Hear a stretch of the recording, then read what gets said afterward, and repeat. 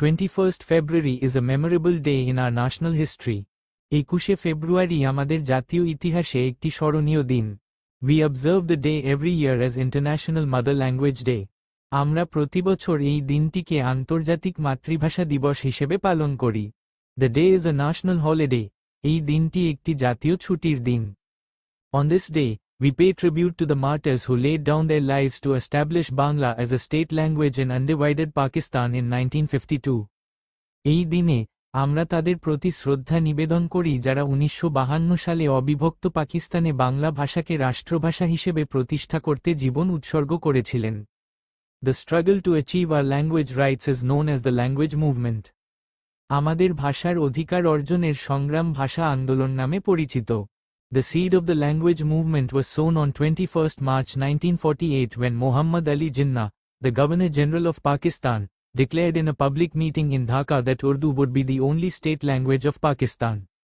ভাষা আন্দোলনের বীজ বপন হয় 1948 সালের 21শে মার্চ, যখন পাকিস্তানের গভর্নর জেনারেল মোহাম্মদ আলী জিন্নাহ ঢাকায় এক জনসভায় ঘোষণা দেন যে উর্দুই হবে পাকিস্তানের একমাত্র রাষ্ট্রভাষা।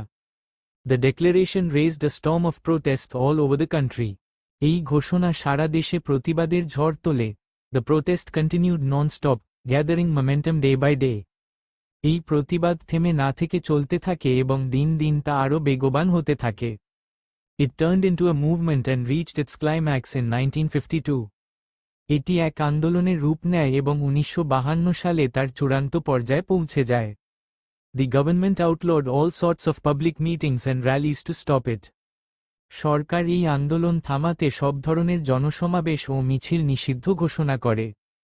The students of Dhaka University defied the law and brought out a peaceful protest procession on 21st February 1952.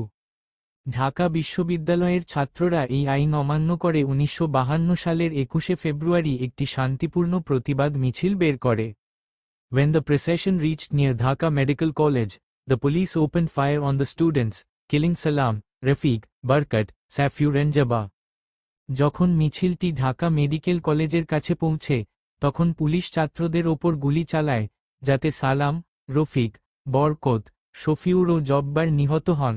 As a result, there were mass protests all over the country and the government had to declare Bangla as a state language. ফলে সারা দেশে ব্যাপক গণবিক্ষোভ শুরু হয় এবং সরকার বাধ্য হয়ে বাংলাকে রাষ্ট্রভাষা হিসেবে ঘোষণা করে। This kindled the sparks of independence movement of Bangladesh. এই ঘটনা বাংলাদেশের স্বাধীনতা আন্দোলনের স্ফুলিঙ্গ জ্বালিয়ে দেয়।